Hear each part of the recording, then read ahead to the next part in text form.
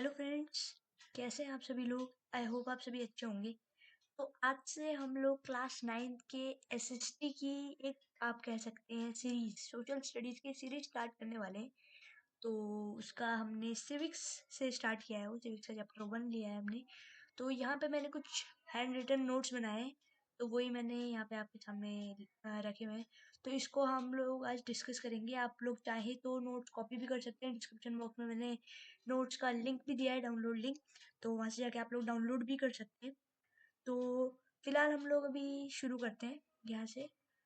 तो पहले आप लोग वीडियो भी देख लीजिएगा, क्योंकि एक्सप्लेनेशन भी होती रहेगी साथ साथ में, और आप लोग नोट्स कॉपी करते रहिएगा वीडियो पॉज करके चाहे तो चलिए स्टार्ट करते हैं। तो वो हमारा चैप्टर है what is democracy and why democracy. तो चैप्टर का नाम का मतलब समझ लो पहले, आपको पता चल ही गया होगा कि डेमोक्रेसी क्या होती है और डेमोक्रेसी क्यों है। ये हमारे चैप्टर के नाम का मतलब हुआ। अब हम लोग चैप्टर को स्टार्ट करते हैं। चैप्टर को स्टार्ट करने से पहले आपको ये जानना जरूरी है कि गवर्नमेंट हमारे इंडिया में और भी बाकी कंट्रीज में जो गवर्नमेंट है, तो गवर्नमेंट कितने टाइप्स की होती है, ठीक है। तो गवर्नमेंट मेनली दो टाइप्स की होती है, डेमोक्रेटिक और non democratic. Non democratic government को आप मोनार्की, ऑटोक्रेसी इन पार्ट्स में फर्दर डिवाइड कर सकते हैं। तो पहले हम लोग जानते हैं डेमोक्रेटिक गवर्नमेंट क्या होती है। So, it is the form of government where people give vote and choose their government. Okay, तो it is the form of government. ये गवर्नमेंट का फॉर्म है जहाँ पर people give vote, जहाँ जो जनता है, जो people है, वो वोट देते हैं और उनकी अपनी गवर्नमेंट चूज करते हैं, ठीक है। तो इसका मतलब आपको समझ में आ गया होगा कि ऐसी तरह की गवर्नमेंट जहाँ पर पीपल यानी कि जनता वोट देती है और अपनी गवर्नमेंट को चूज करती है। ओके, सो इधर नॉन डेमोक्रेटिक में देखते हैं क्या है। It is the form of government where people don't choose their government. तो नॉन डेमोक्रेटिक गवर्नमेंट, गवर्नमेंट का ऐसा फॉर्म है जहाँ पे पीपल यानी कि जनता गवर्नमेंट चूज नहीं करती है। जैसे राजा रानी वाला जो सिस्टम होता है, वहाँ पे जनता चूज नहीं करती है गवर्नमेंट वोट डाल के।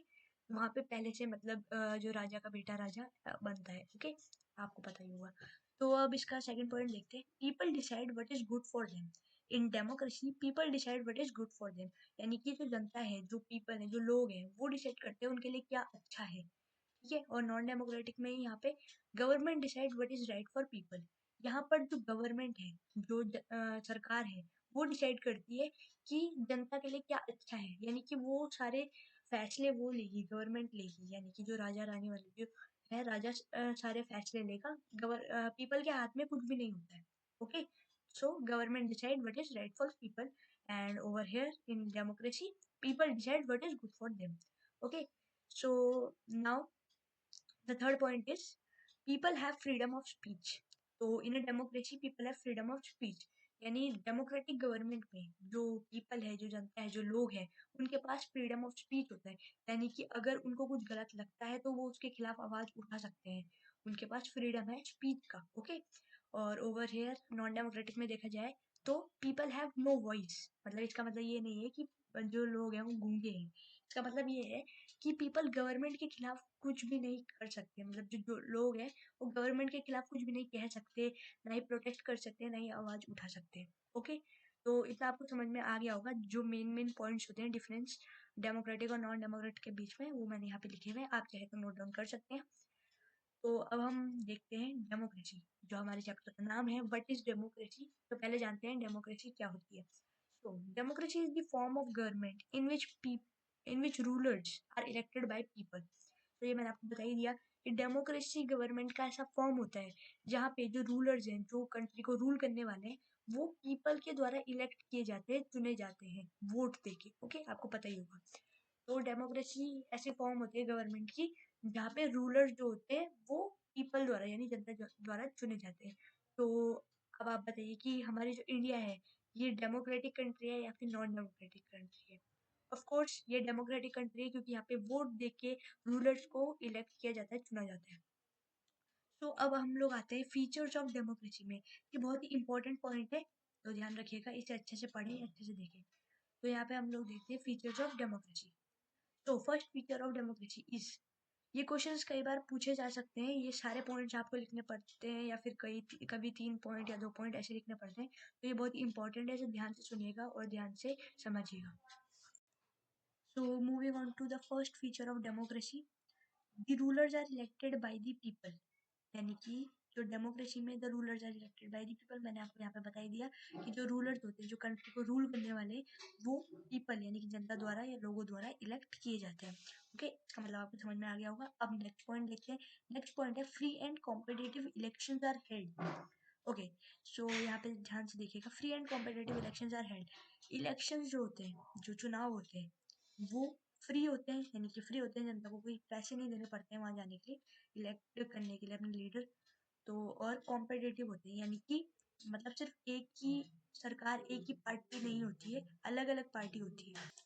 मतलब समझो आप इस चीज को कि जो कॉम्पिटिटिव मतलब होता है कि कंपटीशन होता है इलेक्शन में, यानी कि सिर्फ एक ही पार्टी नहीं खड़ी है। जैसे मान लो कि बीजेपी भी खड़ी है, कांग्रेस भी खड़ी है, एएपी यानी कि आप भी खड़ी है, ये सारी पार्टी, एसपी वगैरह सब कुछ सारे खड़े हैं और इन सब में कंपटीशन हो रहा है एक तरह से।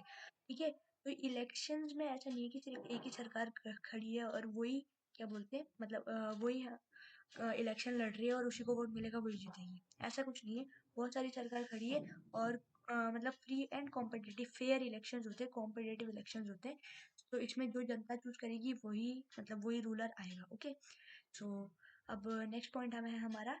नेक्स्ट पॉइंट देखो, each adult irrespective of religion, education, caste, color, wealth have one vote, one value। तो यहाँ पे इसका मतलब है कि ईच एडल्ट यानी कि सारे एडल्ट, ईच एडल्ट हर एडल्ट, ठीक है, एडल्ट यानी कि 18+। आपको पता ही होगा कि इंडिया में यानी कि कोई भी डेमोक्रेटिक कंट्री है वहाँ पे 18+ लोगों को ही वोट का राइट होता है। ओके, तो 18+ के बाद ही हम वोट दे सकते हैं। तो हर एडल्ट यानी कि 18+, हर adult irrespective of religion, education, caste, colour, wealth, यानी कि चाहे वो कोई भी एडल्ट हो, चाहे वो किसी भी रिलीजन का हो, उसकी मतलब प्रॉपर एजुकेशन हो ना हो। ठीक है, एजुकेशन का मतलब ये है कि वो प्रॉपर एजुकेटेड हो ना हो। ठीक है, जरूरी नहीं कि वो एजुकेटेड होना चाहिए वोट देने के लिए। ठीक है, और ये भी जरूरी नहीं है कोई किसी भी रिलीजन का हो वोट दे सकता है। कोई कितना भी एजुकेटेड हो वो वोट दे सकता है।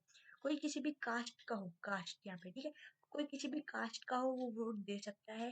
कोई किसी भी कलर, जैसे ये कलर डिस्क्रिमिनेशन होता है ब्लैक और व्हाइट के बीच में, तो वो भी कुछ नहीं है, कोई किसी भी कलर का हो वो भी दे सकता है। वेल्थ, कोई अमीर हो या गरीब हो वो भी आप जो है वोट दे सकता है। वेल्थ मतलब होता है गरीबी अमीरी। ठीक है, तो ये वेल्थ होता है। ओके, तो have one vote, one value. तो कोई किसी भी रिलीजन, कितना भी एजुकेटेड हो, किसी भी कास्ट का हो, किसी भी कलर का हो, और चाहे उसके पास कितनी ही वेल्थ हो, उसके वोट, उसके पास वन वोट होता है, एक वोट होता है और एक ही वैल्यू होती है। यानी कि इस चीज में कोई भी डिस्क्रिमिनेशन नहीं किया जाता है। कोई कितना भी एजुकेटेड हो, कोई किसी भी रिलीजन का हो, किसी भी कास्ट का हो, वो वोट दे सकता है फ्री ऑफ कॉस्ट। ओके, तो ये वाला पॉइंट आपको आई होप समझ में आ गया होगा। Now moving on to next point. अब हमारा नेक्स्ट पॉइंट है रूल बाय लॉ। ठीक है, तो इसका मतलब ये है रूल बाय लॉ, यानी कि जो रूल, जैसे मान लो हमारा पीएम है, वो रूल कर रहा है कंट्री को, मगर उसे लॉज का भी ध्यान रखना पड़ेगा। मतलब वो लॉ के साथ रूल कर सकता है। यानी कि अगर जो हमारा पीएम है वो लॉज के अगेंस्ट कोई भी स्टेप नहीं उठा सकता है। जैसे किंग्स वगैरह होता है, किंग्स अपने लॉ खुद बनाते हैं, मगर जो पीएम है या फिर जो सीएम है, जो भी मिनिस्टर है, उसको जो रूल करना पड़ेगा लॉ के अकॉर्डिंग। ओके, सो आपको ये समझ में आ गया होगा कि लॉ के अकॉर्डिंग रूल करना पड़ता है। ठीक है, तो अब हम बढ़ते हैं अपने नेक्स्ट पॉइंट पे। आपको समझ में आ ही गया होगा ये। तो अब हम बढ़ते हैं नेक्स्ट पॉइंट पे। तो हमारा नेक्स्ट पॉइंट है, तो आपको अगर लग रहा हो अगर कि मैं थोड़ा धीरे बोल रही हूँ, तो आप लोग यहाँ पे 3 डॉट्स होंगे ऊपर, तो वहाँ पे जाके आप लोग स्पीड बढ़ा सकते हैं। तो वैसे तो नहीं लगना चाहिए, मगर हाँ अगर लग रहा है आपको तो आप कर सकते हैं। सो अब हम लोग देखते हैं हमारा next point, the rights of the citizens must be protected through constitution. तो इस पॉइंट का मतलब है the rights of the citizens, जो सिटीजन्स के राइट्स हैं, must be protected through constitution. Okay, so जो इसका मतलब समझो, देखो, सिटीजन्स के पास जितने भी राइट्स हैं, राइट्स यानी कि हक अधिकार आप कह सकते हो, जितना भी फ्रीडम मिला है उन्हें, must be protected through constitution. Constitution के थ्रू प्रोटेक्ट होना चाहिए। मतलब जो कॉन्स्टिट्यूशन है, कॉन्स्टिट्यूशन में लिखा हुआ है कि ये राइट है, जितने भी सिटीजन है उनके पास ये राइट है। तो इसके थ्रू जो हमारे सिटीजन्स के राइट है ये प्रोटेक्टेड रहने चाहिए। ठीक है, मतलब ये प्रोटेक्टेड रहने चाहिए, मतलब जैसे अगर कोई भी सिटीजन किसी और सिटीजन का राइट वायलेट करता है, यानी अगर कोई भी उसका राइट उसे छीनता है, तो ये तो जो कॉन्स्टिट्यूशन है उसको उसके जिसने मतलब छीना है उसके अगेंस्ट एक्शन लेना होगा। ओके, तो समझ, आई होप आपको समझ में आ गया होगा ये। अगर नहीं आया तो फिर से सुन सकते हैं, आपको इजीली समझ में आ जाएगा। ठीक है, अब बढ़ते हैं नेक्स्ट पॉइंट की ओर। नेक्स्ट पॉइंट है हमारा, there must be an independent judiciary. तो पहले आप समझो कि जुडिशरी का मतलब क्या होता है। जुडिशरी मतलब होता है कोर्ट्स वगैरह, मतलब कोर्ट जजमेंट्स वगैरह यहाँ पे होती है, जुडिशरी वो होता है हमारा। ठीक है, मेनली आप कह सकते हो court, high court, supreme court, ये वगैरह, ये सब कुछ जुडिशरी के अंदर आते हैं। अब इस पॉइंट का मतलब क्या है, there must be an independent judiciary. Independent मतलब क्या होता है, स्वतंत्र। तो स्वतंत्र यानी कि आजाद। तो जो जुडिशरी होनी चाहिए, यानी कि जो कोर्ट्स वगैरह होनी चाहिए, वो इंडिपेंडेंट होनी चाहिए, यानी कोई भी उसमें प्रेशराइज नहीं कर रहा हो जुडिशरी को, किसी के दबाव पे आकर जुडिशरी जो अपना फैसला है वो नहीं लेती। वो जुडिशरी इंडिपेंडेंट होनी चाहिए। ओके, सो इसका मतलब भी आपको समझ में आ गया होगा, आई होप। तो अब अगले पॉइंट की ओर बढ़ते हैं। The elected rulers take decisions within limits set by constitutional law and citizens' rights. अब इसका मतलब क्या है कि द इलेक्टेड रूलर्स, जो रूलर्स हैं, जो इलेक्ट किए गए हैं, जो चुने गए हैं, टेक डिसीजंस, वो डिसीजंस लेते हैं within limit set by constitutional law. वो डिसीजंस तो लेते हैं, मगर जो कॉन्स्टिट्यूशनल लॉ है और सिटीजन राइट्स है, कॉन्स्टिट्यूशनल लॉ मतलब होता है जो लॉ है, जो कॉन्स्टिट्यूशन में जो लॉज लिखे गए हैं, जो कानून लिखे गए हैं, उसके अंदर उसकी लिमिट में रहकर जो रूलर है, इलेक्टेड रूलर है, वो डिसीजन लेता है। एंड सिटीजन राइट्स, और सिटीजन राइट को ध्यान में रखते हुए वो अपने डिसीजंस लेता है। ठीक है, तो ये थे हमारे फीचर्स, डेमोक्रेसी के फीचर्स। ये बहुत ही इंपॉर्टेंट है, आप इसको फिर से सुन लीजिएगा और आपको बहुत ही अच्छे से मतलब याद होने चाहिए और समझ में आने चाहिए, तभी आप लोग अपने आप से भी लिख सकते हैं। जरूरी नहीं ऐसा ही लिखना है एग्जाम में जाके, मगर ये बहुत ही इंपॉर्टेंट होते हैं। इसमें बहुत बार क्वेश्चन आता है, कभी कभी तो पूछते हैं कि सारे जितने भी फीचर्स होते हैं वो सारे फीचर्स आप लोग लिखो। तो यानी कि 7 के 7 फीचर्स, डेमोक्रेसी के की फीचर्स लिखो। तो ये आपको ध्यान में रहना चाहिए, इसे याद कर लेना और मतलब ध्यान में मतलब माइंड में बिठा लेना अपने अच्छे से। ठीक है, तो अब हम आते हैं अगले पॉइंट की ओर। अगला है हमारा आर्ग्यूमेंट्स अगेंस्ट डेमोक्रेसी और डीमेरिट्स। तो अब डेमोक्रेसी वैसे तो बहुत ही अच्छी फॉर्म ऑफ गवर्नमेंट है, सबसे मोस्ट प्रेफरेबल, मतलब हर जगह आजकल यही डेमोक्रेसी चल रही है, मगर इसके कुछ डीमेरिट्स भी है। डीमेरिट्स मतलब कि इसके कुछ आप कह सकते हो कि गुण है तो अवगुण भी होंगे ही, आपको पता ही है कि कुछ गुण है तो कुछ अवगुण भी होंगी फॉर श्योर। तो अब हम देखते हैं क्या क्या डीमेरिट्स है। ये भी कभी कभार क्वेश्चन पूछ लिया जाता है, कभी कभार क्या मतलब पूछ ही लिया जाता है इस चैप्टर में से, तो ये भी इम्पोर्टेंट है। तो इसको भी आप लोग नोट कर लेना कि ये भी इम्पोर्टेंट में आएगा। ओके, सो बहुत ही बुरी राइटिंग में लिख लिया मगर ओके। अब देखो, leaders keep changing in a democracy, this leads to instability. ध्यान से समझना, आप थोड़ा फोकस करो वीडियो में। ठीक है, leaders keep changing in a democracy. Leaders जो होते हैं, लीडर्स यानी कि मतलब आप लोग कैसे रूलर्स। ओके, रूलर्स जो रूल कर रहे हैं जैसे PM CM, keep changing in a democracy, this leads to instability.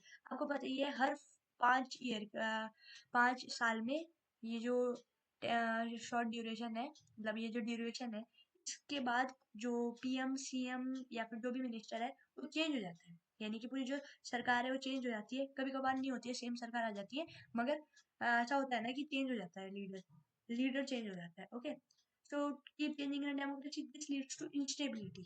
मतलब इंस्टेबिलिटी, स्टेबिलिटी होती है कि जैसे आप लोग कह सकते हो स्टेबिलिटी को हिंदी में अस्थिरता कह सकते हो आप लोग। मतलब स्टेबिलिटी होती है स्थिरता और इंस्टेबिलिटी होगी अस्थिरता। तो ये बहुत ही डिफिकल्ट हिंदी वर्ड्स है, आपको मतलब यही सही है, आप इंस्टेबिलिटी याद कर लो, समझ में नहीं आ रहा। मतलब आप लोग समझो, मीनिंग समझो। देखो जैसे एक एक पीएम है, जैसे अभी बीजेपी की सरकार है तो अभी नरेंद्र मोदी है, अगले 5 साल बाद इलेक्शन होंगे और अगर राहुल गांधी यानी कि कांग्रेस आ जाता है, राहुल गांधी आ जाता है पीएम, तो फिर ऐसा हो जाता है कि किसी गांव में जैसे मान लो, ओके, और सपोज करो किसी गांव में एक फ्लाईओवर या फिर ब्रिज बन रहा है। ठीक है, तो वो अभी बीजेपी के सरकार के द्वारा, मतलब बीजेपी की सरकार के दौरान बन रहा है वो पुल, अभी बन ही रहा है ब्रिज। तो अब जब कांग्रेस की सरकार आ गई, ठीक है, तो कांग्रेस की सरकार वाले जो राहुल गांधी है उसने बोल दिया कि नहीं, ये बीजेपी के दौरान शुरू हुआ था तो मैं ये नहीं बनाऊंगा, ठीक है। तो ऐसा होता है जिस वजह से वो पुल तो वहीं रह गया। तो इस वजह से ये डीमेरिट है कि दिस लीड्स टू इंस्टेबिलिटी। इस वजह से लीडर्स चेंज होते रहते हैं, इस वजह से ये जो अस्थिरता है, इंस्टेबिलिटी है, ये आ जाती है। तो ये सफर करनी पड़ती है। ओके, तो वो पुल का जो काम है, जैसे सपोज करो वो जो ब्रिज का जो काम चल रहा था वो तो वहीं रह गया, अटक गया वहीं पे, ठीक है। तो इस वजह से इंस्टेबिलिटी आ जाती है। हम बढ़ते हैं अगले पॉइंट की ओर।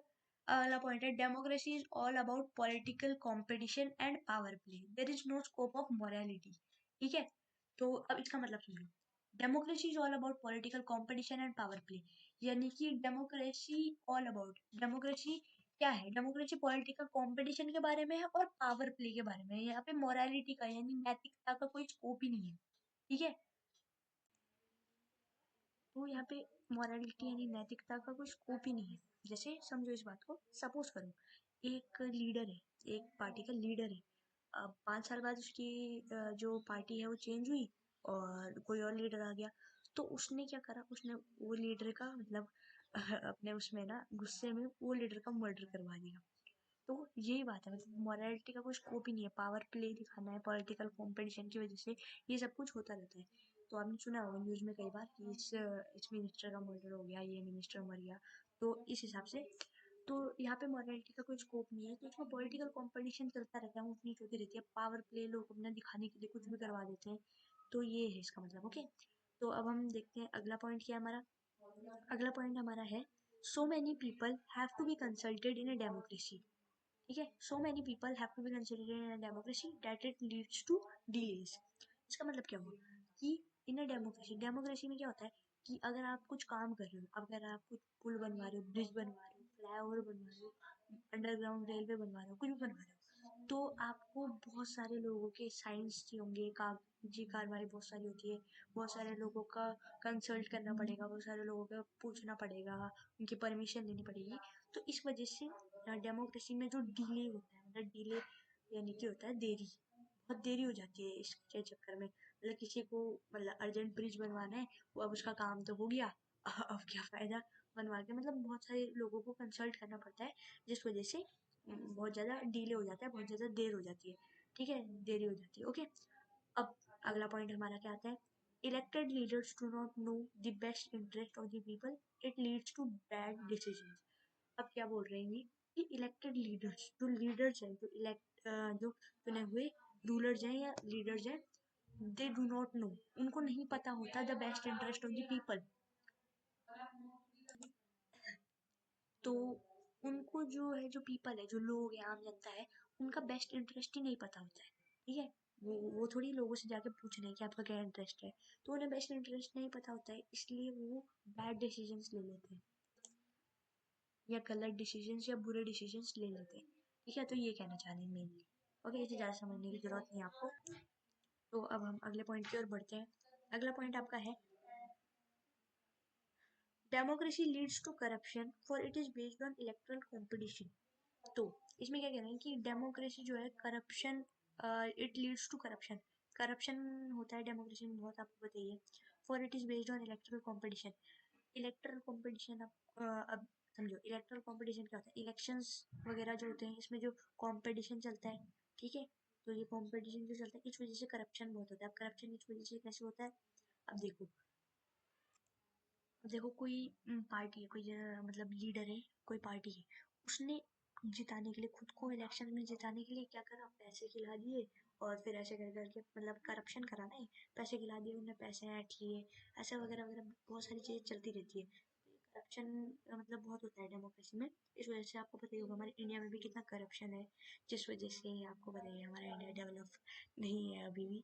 तो ये सब कुछ करप्शन की वजह से है। आज भी इंडिया में बहुत करप्शन है, मतलब एज कम्पेयर टू बाहर के देश, बाहर के देशों के, विदेशों से कंपेयर करें तो इंडिया में करप्शन है, ठीक है।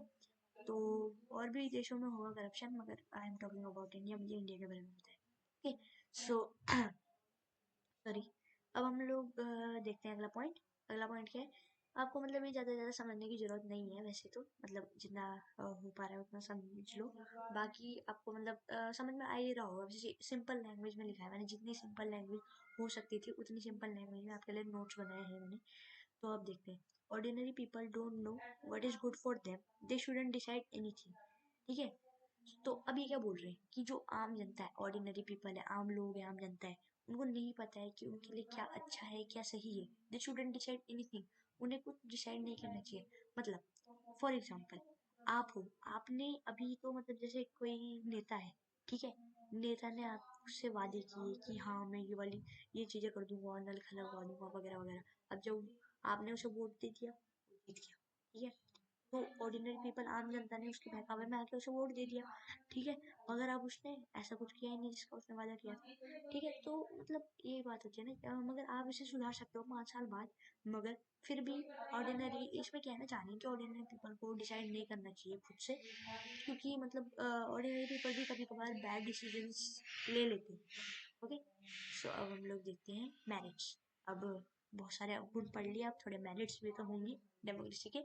हाँ, तो वैसे डेमोक्रेसी के मैरिट्स ही होंगे ज़्यादा, क्योंकि डेमोक्रेसी फिलहाल ज़्यादातर देशों में डेमोक्रेसी ही चल रही है, इस वजह से। तो अब देखते हैं क्या मैरिट्स है यहाँ पे, ये भी डीमेरिट्स मेरिट्स से आपको अच्छे से याद होना चाहिए। और फीचर्स ऑफ डेमोक्रेसी, ये बहुत ही इंपॉर्टेंट पॉइंट्स है, इनको अच्छे से याद करके जाना, एग्जाम में ये जरूर पूछे जाते हैं। ठीक है, अब देखो पहला पॉइंट ये है, democracy government is better government because it is accountable. आपकी देखो क्या बोला है, डेमोक्रेसी गवर्नमेंट जो है ये बेटर गवर्नमेंट है, ये बेटर है, मतलब और गवर्नमेंट जो होते हैं नॉन डेमोक्रेटिक उससे बेटर है। क्यों? क्योंकि इट इज अकाउंटेबल। अकाउंटेबल यानी रिस्पॉन्सिबल है, और या फिर आप लोग कह सकते हो मतलब कुछ भी हो उन्हें जवाब देना पड़ता है, यानी कि आप उससे जवाब मांग सकते हो, जवाबदेही कह सकते हो आप इस हिंदी में कि जवाब देती है। ठीक है, जवाब देने वाली गवर्नमेंट। आप देखो मतलब आपको, आप अगर किसी बात किसी मुद्दे को उठा रहे हो तो जो गवर्नमेंट है उसे जवाब देना ही पड़ेगा आपकी बात का, आपके मुद्दे का। ठीक है, तो अब बढ़ते हैं अगले पॉइंट पे, democracy improve the quality of decision making. अब देखो, democracy improve the quality of decision making, democracy में जो डिसीजन की जो डिसीजन मेकिंग की जो क्वालिटी है वो इम्प्रूव होती है, यानी कि जो निर्णय लिया जा रहा है उसकी जो क्वालिटी है, यानी कि वो किस तरह से लिया जा रहा है, क्या क्वालिटी है, वो इम्प्रूव होती है। कैसे इम्प्रूव होती है, जैसे हमने वहाँ इसकी एक डीमेरिट पढ़ी कि बहुत बहुत सारे लोगों को, सॉरी, तो हम कहाँ थे, यस, तो अब जैसे हमने ऊपर डीमेरिट पढ़ी थी कि डेमोक्रेसी में बहुत सारे लोगों को कंसल्ट करना पड़ता है, बहुत सारे लोगों से पूछना पड़ता है।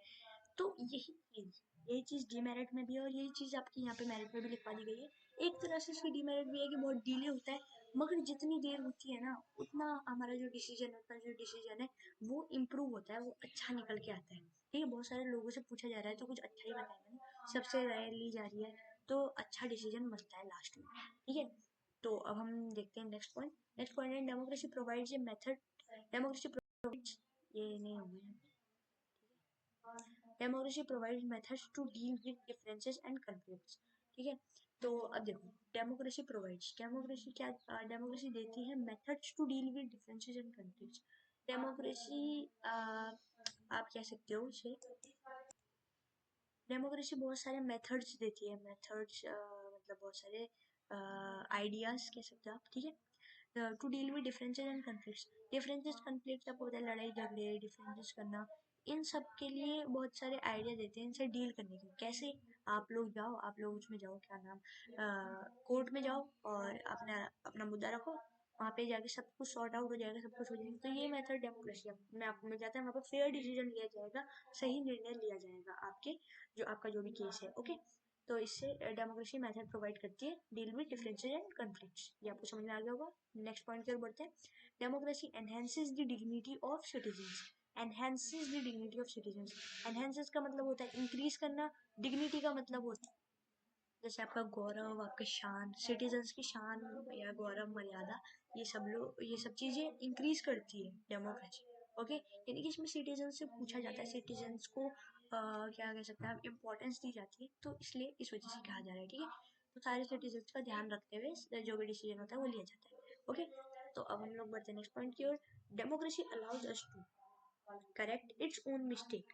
ठीक है, तो डेमोक्रेसी हमें अलाउ करती है अपनी खुद की मिस्टेक करेक्ट करने के लिए, यानी कि अगर आपने 5 साल पहले कोई मतलब बुरा डिसीजन लेके किसी और को वोट दे दिया, किसी गलत लीडर को वोट दे दिया, तो आप लोग मतलब अगले 5 साल बाद आप लोग अपनी जो मिस्टेक है उसे सही कर सकते हैं। आप लोग क्या कर सकते हो, actually sorry for the background noise. Okay, so अब हम लोग देखते हैं करेक्ट इट्स ओन मिस्टेक, यानी कि अगर आपने 5 साल पहले किसी गलत लीडर को चूज कर लिया तो 5 साल बाद आप लोग सही लीडर को चूज कर सकते हो, मतलब आप अपने खुद की गलती सुधार सकते हो। ठीक है, समझे? तो अब हम लोग को आपको मेरिट्स और डीमेरिट्स समझ में आ ही गए होंगे और डेमोक्रेसी के फीचर्स वगैरह सबको समझ में आ गए होंगे। ओके, सो अब हम लोग देखते हैं, अब हम लोग पढ़ने वाले हैं कुछ स्टोरीज, यानी कि डेमोक्रेसी के बारे में कुछ अलग अलग स्टोरीज हम लोग यहाँ पे पढ़ेंगे। मतलब जैसे यहाँ पे पहले मैंने पॉइंट लिखा है पाकिस्तान, तो इसके बारे में हम लोग पढ़ेंगे कि यहाँ डेमोक्रेसी कैसे फॉलो की जाती है वगैरह वगैरह। ओके, तो आप लोग इसे ध्यान से समझिएगा। ये वैसे ज़्यादा नहीं पूछा जाता है, मगर डेट्स वगैरह पूछी जा सकती है और कुछ चीज़ें मेन मेन पूछी जा सकती है। ज़्यादा नहीं पूछा जाता है वैसे तो, मगर देख लेते हैं, चलो ठीक है एक बार। Major decision elect by elected leaders. Okay, तो मेजर डिसीजन जो लिए गए थे इलेक्टेड लीडर्स के द्वारा। पहला यहाँ पे है कंट्री पाकिस्तान।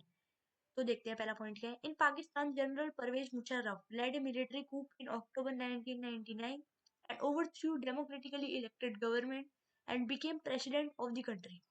ओके, तो पाकिस्तान में जनरल परवेज मुशर्रफ, ये मिलिट्री का हेड था, मतलब हेड थे कोई, तो lead a military coup in October 1999।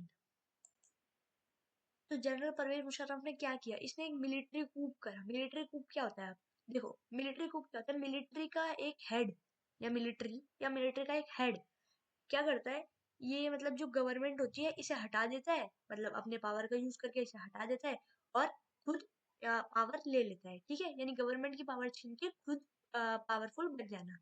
Okay, तो ये किसी हाई पोजीशन में था और आपको पता ही है कि पाकिस्तान में मतलब मिलिट्री वगैरह को माना जाता है, मतलब आर्मी वाले पर्सन को बहुत माना जाता है, उन्हें हाई दर्जे पे रखा जाता है।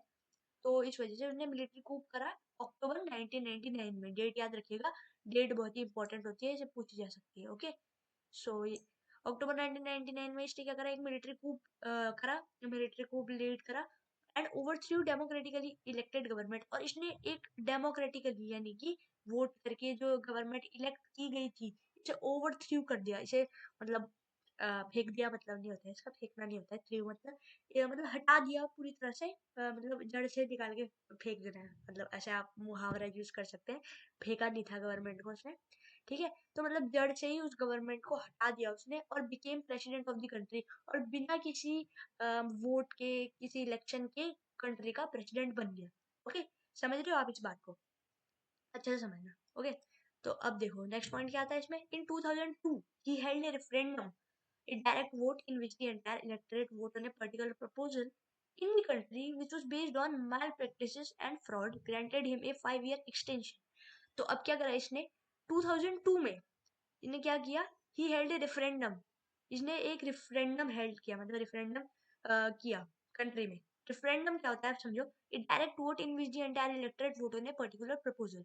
एक डायरेक्ट वोट करवाया जाता है पूरी इलेक्टोरेट से, यानी कि पूरी जनता से एक डायरेक्ट वोट किया जाता है, जिसमें जो पूरी जनता है उसको एक पर्टिकुलर प्रपोजल पे, एक मतलब अर्जेंट प्रपोजल पे, बिना 5 साल के टेन्योर के वगैरह कुछ भी, मतलब 5 साल का टेन्योर वगैरह जो होता है इसके बिना एक अर्जेंट मतलब डायरेक्ट वोट, इन एक अर्जेंसी में जो वोट निकाला जाता है ना, इलेक्शन निकाला जाता है, वो निकाला इसने और पूरी इलेक्ट्रेट से एक पर्टिकुलर प्रपोजल यानी कि प्रेसिडेंट के लिए रेफरेंडम करवाया इसने, मतलब वोट करवाया।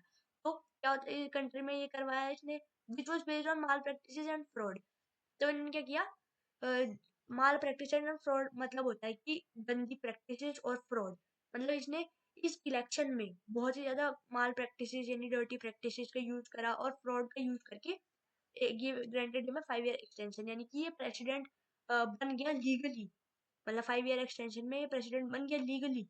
मगर इसने बहुत सारा फ्रॉड किया था इलेक्शन में, इस वजह से मतलब जनता ने तो इसे वोट नहीं किया होगा ऑब्वियसली, मगर इसने बहुत सारे फ्रॉड का यूज करके इसने क्या किया, 5 ईयर का एक्सटेंशन ले लिया। ओके, तो अब हम बढ़ते हैं अगले पॉइंट की ओर। अगला पॉइंट है after passing a law legal framework order which gave the president power to dismiss the national and provincial assembly। तो इसने क्या करा, इसने एक लॉ पास किया। ठीक है। कुछ समय बाद इसने एक लॉ पास किया, जब इसको 5 ईयर की एक्सटेंशन मिल गई तो इसने लॉ पास किया, लीगल फ्रेमवर्क ऑर्डर, ठीक है। तो ये लीगल फ्रेमवर्क ऑर्डर इसने पास किया which give the president power to dismiss, जिसकी हेल्प से जो प्रेसिडेंट है उसे पावर मिलती है डिसमिस करने की, यानी कि हटाने की, the national and provincial assemblies. तो नेशनल और प्रोविंशियल असेंबलीज को ये मतलब हटा सकता था, ऐसी इसकी पावर मिल गई। नेशनल एंड प्रोविंशियल असेंबलीज क्या होती है? राज्यसभा लोकसभा जैसे इंडिया में होता है ना, वैसे ही नेशनल और प्रोविंशियल असेंबलीज यहाँ पे होती है, ठीक है। राज्यसभा लोकसभा समझ सकते हैं आप लोग, ओके। तो इतना आपको समझ में आ गया होगा। अब देखते हैं आगे क्या है। In case of Pakistan had elections, elected representative officers in general Pervez Musharraf himself, so this shouldn't be called democracy. I think कुछ written mistake है शायद, मगर समझ लो इस बात को कि इन पाकिस्तान में इलेक्शंस तो होते थे, ठीक है। रिप्रेजेंटेटिव ऑफिसर्स वगैरह भी इलेक्ट होते थे, और जनरल परवेज मुशर्रफ ये भी इलेक्ट हुआ, मतलब रेफरेंडम से ये भी इलेक्ट हुआ, मगर इसे आप डेमोक्रेसी नहीं कह सकते। पाकिस्तान में इलेक्शन भी होते हैं, रिप्रेजेंटेटिव्स भी चुने जाते हैं, जनरल परवेज मुशर्रफ भी एक रेफरेंडम से चुना गया, मगर आप इसे डेमोक्रेसी नहीं कह सकते क्योंकि इसमें बहुत सारी फ्रॉड माल प्रैक्टिसेस थी, और ऐसे ही कोई डेमोक्रेटिकली इलेक्टेड गवर्नमेंट नहीं हटा सकता है, ओके। सो इसको डेमोक्रेसी आप नहीं कह सकते हैं, तो पाकिस्तान एक डेमोक्रेसी नहीं है अभी भी। इसे पाकिस्तान को पूरी तरह से डेमोक्रेसी नहीं कहा जा सकता है, कुछ रीजंस के चलते। तो वीडियो काफी लंबी हो गई है, तो इस पार्ट को हम लोग कंटिन्यू करेंगे। पहले ये लास्ट लाइन पढ़ लेते हैं, okay. In a democracy the final decision making power must rest with those elected by the people. In a democracy, एक डेमोक्रेसी में the final decision making power, जो फाइनल डिसीजन मेकिंग पावर है, यानी कि decision बनाने की जो final power है, वो उनके पास होनी चाहिए। Must rest with those elected by the people, यानी कि जो उनके पास होनी चाहिए जिनके जो इलेक्ट किए गए हैं, ओके। जिन्हें पीपल ने, जनता ने इलेक्ट किया है, उनके पास होनी चाहिए फाइनल पावर डिसीजन बनाने की। जैसे इसने खुद ही लॉ पास कर दिया, ठीक है, मगर ये जनता के द्वारा थोड़ी इलेक्टेड था, इसने फ्रॉड किया इस वजह से, ओके। तो आई होप आपको ये चैप्टर यहाँ तक समझ में आ गया होगा। अभी आगे भी बहुत है ये चैप्टर। देखो, सिविक्स पढ़ना आसान नहीं है, according to my opinion also, मेरा पर्सनल ओपिनियन भी यही है। सिविक्स पढ़ना आसान नहीं है। I am also in 9th standard, और मुझे भी पता है सिविक्स इतना आसान नहीं होता है। धीरे धीरे करके जब समझ में आएगा ना आपको, तो आप खुद ही लिख लोगे वहाँ पे क्वेश्चन वगैरह, खुद ही आप लोग आंसर लिख लोगे उस चीज़ का, ओके। तो आई होप आपको आज की वीडियो पसंद आई होगी। वीडियो पसंद आई होगी तो चैनल को सब्सक्राइब कर देना, और इस वीडियो को लाइक भी कर देना, और अपने फैमिली फ्रेंड्स, मतलब फ्रेंड्स जो आपके मेट्स हैं, क्लासमेट्स, उनके साथ भी ये वीडियो शेयर करना। तो आज के लिए इतना ही। अगली वीडियो में हम चाइना से शुरू करेंगे। ऐसी ही बहुत सारी स्टोरीज है अलग अलग कंट्रीज की, तो ये हम देखेंगे अगली वीडियो में। तो आज की वीडियो में इतना ही था। आई होप आपको पसंद आया होगा। सो जितना भी मैंने पढ़ाया है इसको एक बार रिवाइज करना, नोट्स अपनी कॉपी में नोट डाउन कर लेना, उसकी लिंक डिस्क्रिप्शन बॉक्स में आपको मिल जाएगी। और प्लीज़ सपोर्ट करो इस चैनल को, सब्सक्राइब करो, लाइक करो, शेयर करो, कमेंट भी करो। अगर आपको कोई क्वेरी आती है तो कमेंट करो, अगली वीडियो में इसके बारे में डिस्कस कर लेंगे हम लोग। सो आज के लिए इतना ही था। आई होप आपको वीडियो पसंद आई होगी। तो meet you in the next video, मिलेंगे अगली वीडियो में। तब तक के लिए bye, see you, bye bye.